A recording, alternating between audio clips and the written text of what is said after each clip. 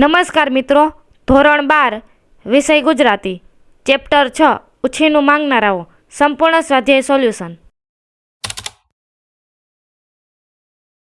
એક વાક્યમાં પ્રશ્નો. પ્રશ્ન 1. જગતમાં કયો દ્વંદ્વ અનુભવાય છે? જવાબ: જગતમાં શોષક શોષિતનો દ્વંદ્વ અનુભવાય છે. પ્રશ્ન 2. લેખકે ઉછીનું માંગનારા લોકોને કેવા કહ્યા છે?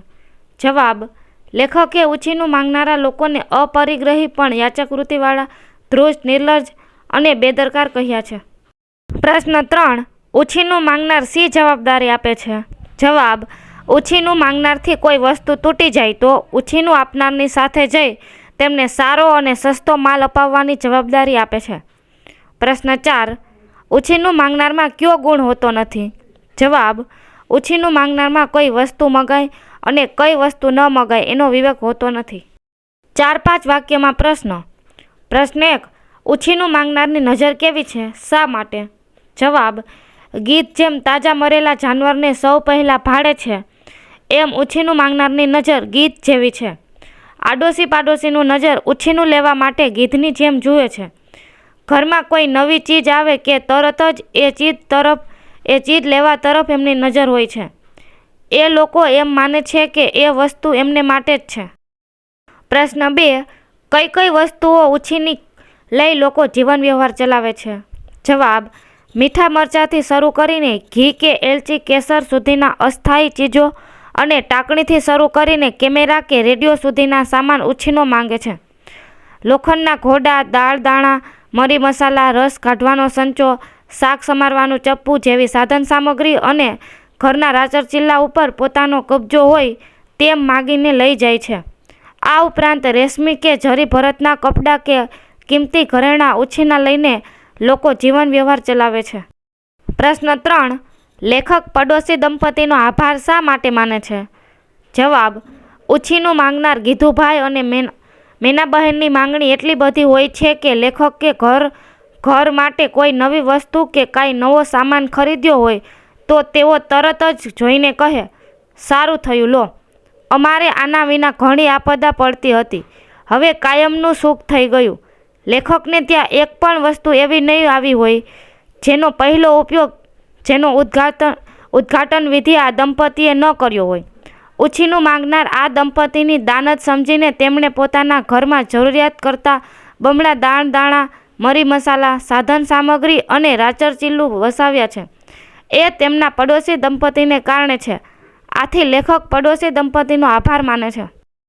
પ્રશ્ન 4. ઉછીનું માંગનારમાં વિવેક હોતો નથી એમ લેખકને કેમ લાગે છે? જવાબ: ઉછીનું માંગનારાઓ માંગવું એ તેમનો હક હોય એમ માંગવામાં કોઈ લાજ શરમ રાખતા નથી. ઉછીનું આપનારને એની જરૂર હશે એનો વિચાર પણ તેઓ કરતા નથી. ઉછીનું આપનાર પાસેથી મોંઘામાં મોંઘી વસ્તુ, કપડાં કે ઘરેણાં પણ તેઓ બેધડક માંગી શકે છે. ઉછીનું આપનારા આનાકાની કરે તો તેમને શરમમાં નાખીને અને તેમ કરવા છતાં ના પાડે તો પરાણે લઈને જ જંપે છે. તેમની આવી વૃત્તિને કારણે ઉછીનું માંગનારમાં વિવેક હોતો નથી એમ લેખકને લાગે છે. સવિસ્તર પ્રશ્નો. પ્રશ્ન 1. ઉછીનું માંગનારના સ્વભાવની ખાસિયતો તમારા શબ્દમાં લખો. જવાબ: ઉછીનું માંગનારના સ્વભાવની કેટલીક ખાસિયતો હોય છે, જેમ કે તેઓ સામેવાળા પાસે કોઈ પણ વસ્તુ માંગતા અચકાતા નથી. એ બાબતમાં તેઓ ધ્રુષ્ટ, નિર્લજ્જ અને બેદરકાર હોય છે.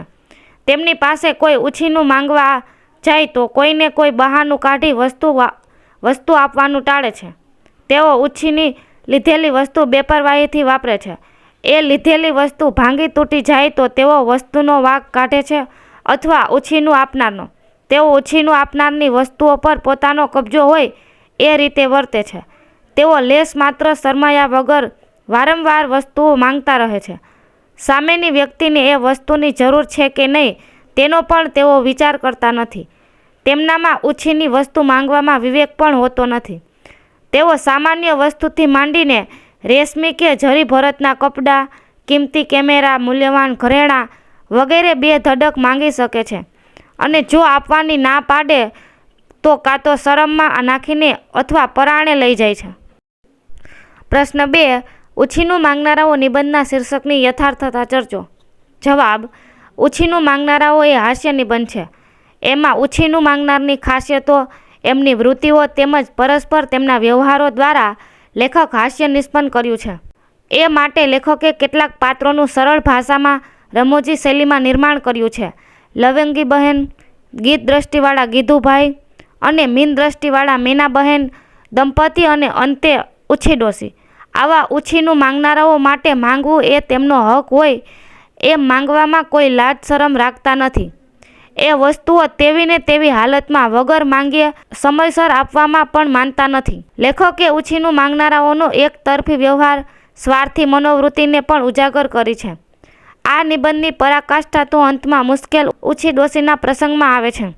ઉછી ડોશીની માંગ અને આકસ્મિક કહો કે ચમત્કાર, પણ પેલા ભલા ભોળા વૈદ્યના અવસાનનો પ્રસંગ તથા ડોશી ફરી માંદા પડ્યા ત્યારે તેમની નજીક કોઈનું ન ફરકવું એ ઘટના વાચકને હાસ્યરસમાં તરબોળ કરી દે છે. આ રીતે જોતા ઉછીનું માંગનારા શીર્ષક યથાર્થ ઠરે છે.